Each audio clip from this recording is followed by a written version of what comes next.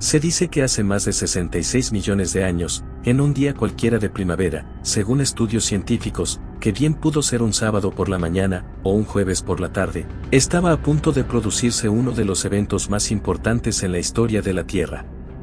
Era un día como cualquier otro, los dinosaurios dominaban los vastos paisajes característicos del Cretácico superior, los pterosaurios surcaban los cielos y los mares estaban repletos de vida y de grandes depredadores.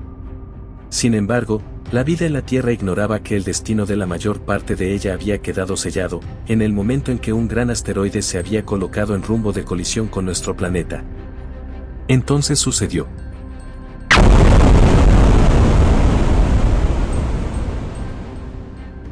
Hace 66 millones de años, un meteorito de más de 10 kilómetros de diámetro, impactó la Tierra a gran velocidad provocando la extinción de más del 75% de las especies, entre ellas, los dinosaurios, que habían dominado el planeta durante 135 millones de años.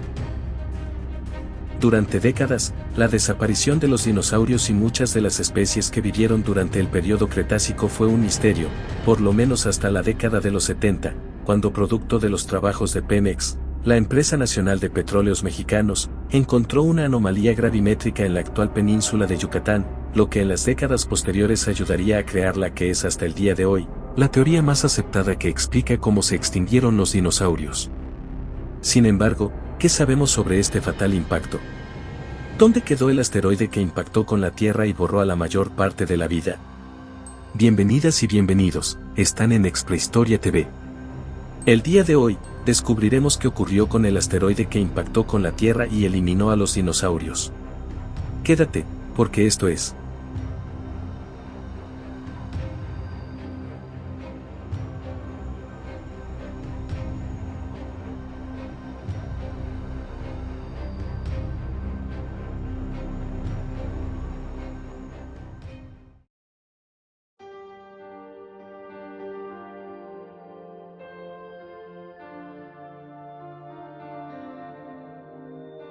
múltiples fósiles de muchas especies datados a finales del período Cretácico, yacían como los últimos testigos de una gran extinción.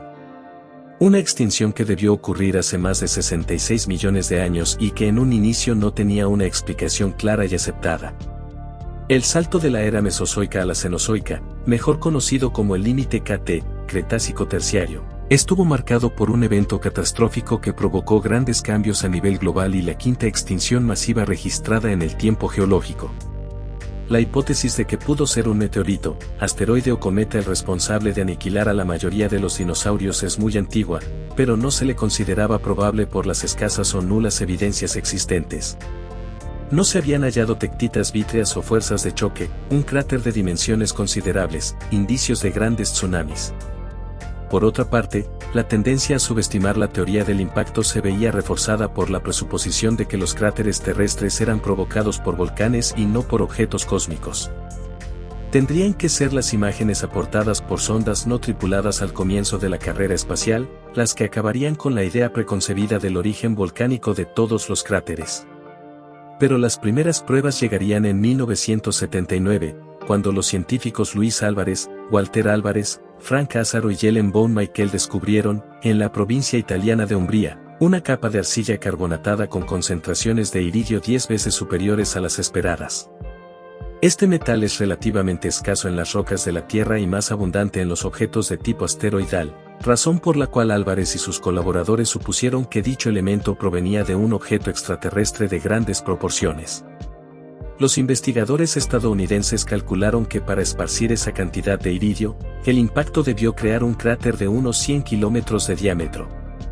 Sin embargo, esta hipótesis tenía un problema, y es que en toda la superficie de la Tierra no se había localizado ningún cráter de 100 kilómetros o más. Tampoco se habían encontrado tectitas con estructura vítrea, propias de terrenos sometidos a presiones y temperaturas equivalentes a las de una explosión nuclear.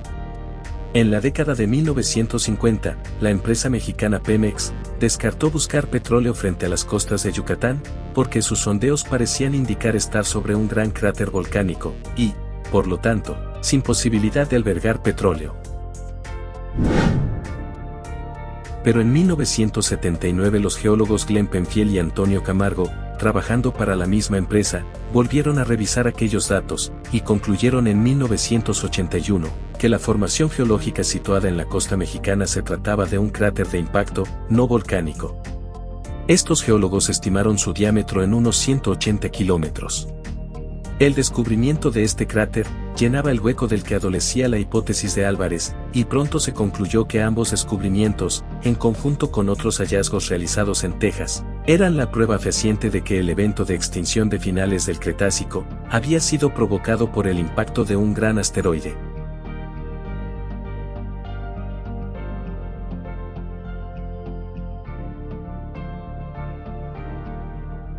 Para provocar un cráter de 180 kilómetros y producir semejante nivel de destrucción, al grado de una extinción masiva, el cuerpo impactante debió ser de dimensiones considerablemente grandes.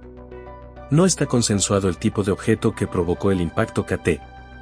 Algunos investigadores se inclinan hacia la hipótesis de un cometa, dejando abierta la posibilidad a otros cuerpos extraterrestres.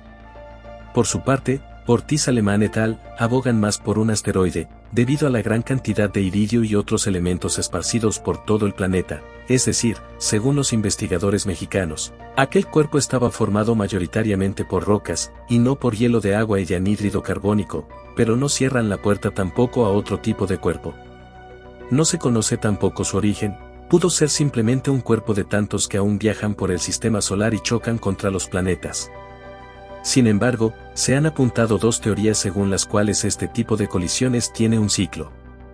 Por una parte, estaría la de la traslación del sistema solar a lo largo de la Vía Láctea. En cada vuelta de 240 millones de años pasa por encima y por debajo del plano galáctico, lo que provocaría distorsiones gravitatorias y cruces con todo tipo de cuerpos que terminarían chocando contra los planetas. Por cierto, ¿sabías que la Tierra tiene 18 años galácticos, y que cuando completó su año galáctico 17, los dinosaurios apenas estaban por aparecer? En segundo lugar, estaría la hipótesis némesis postulada por Davis, Yatt y Müller, según la cual el Sol tendría una enana marrón de compañera, que crearía distorsiones periódicas en la nube de Oort, arrojando cometas hacia los planetas interiores cada 27 millones de años.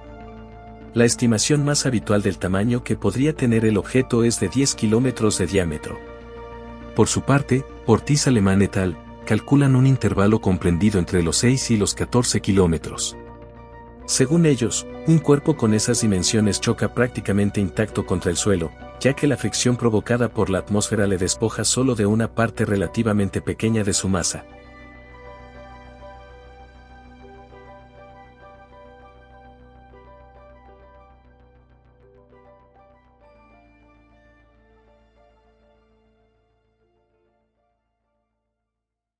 Un fatídico día de primavera, hace 66 millones de años, lo que no es broma ya que existen estudios que sugieren que el impacto del asteroide ocurrió durante la primavera boreal, es decir, durante la primavera del hemisferio norte, lo que significa que el gran impacto debió ocurrir en cualquiera de los meses de marzo, abril o mayo.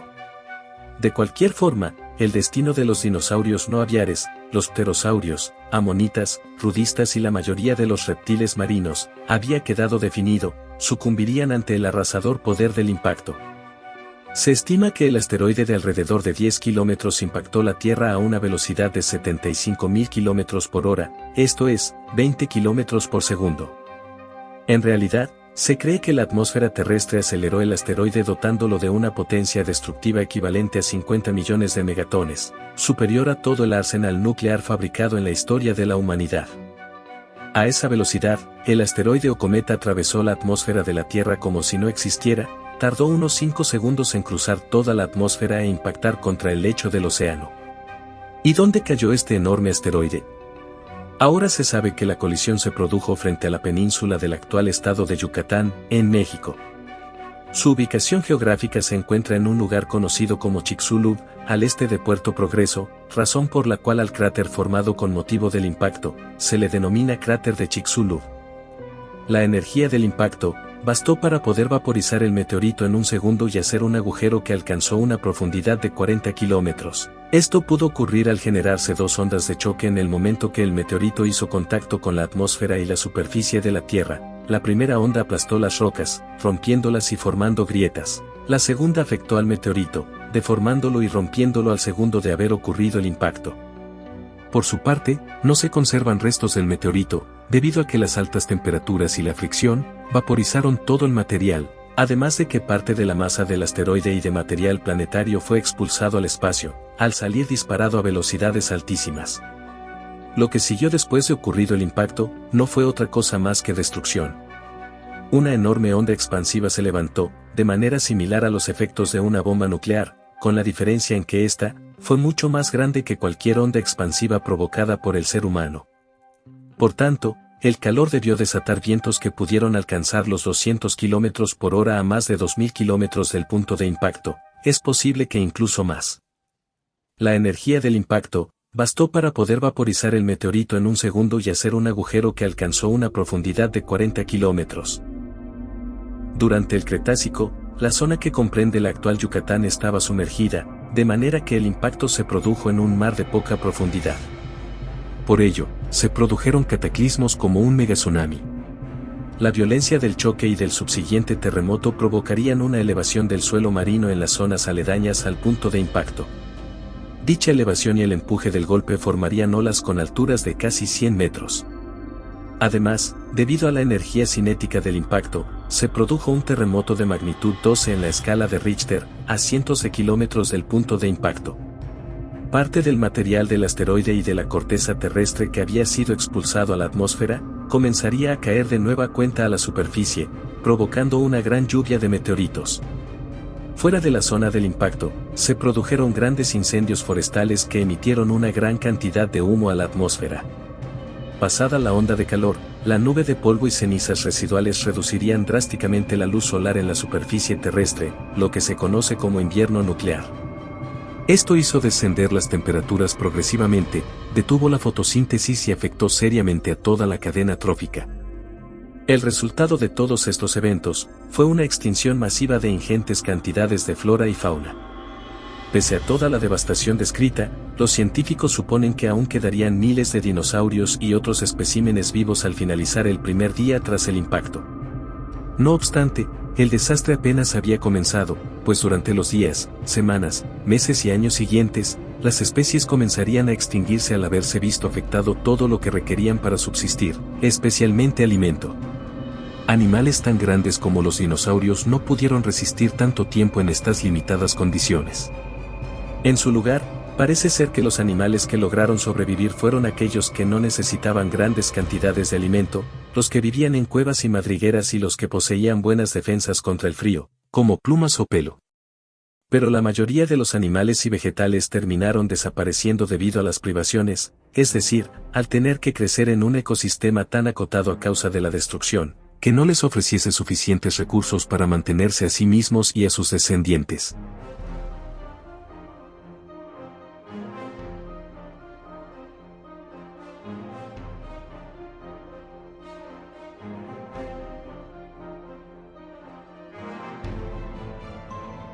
Luego de 66 millones de años, parece que los efectos del impacto simplemente fueron eliminados y se perdieron entre gruesas capas de sedimentos.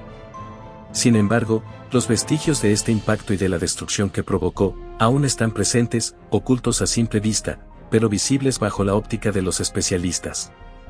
El legado del asteroide, y la mayor prueba del impacto se encuentra en el cráter de Chicxulub, ubicado al noroeste de la península de Yucatán, México, cerca de la población Chicxulub, a la cual dicho cráter debe su nombre. El cráter mide más de 180 kilómetros de diámetro, formando una de las zonas de impacto más grandes del mundo. Debido a la vegetación que cubre toda la península, el cráter no es fácil de ver, sin embargo, si se le mira con detenimiento, es posible apreciar el cráter de manera sutil, pero inconfundible.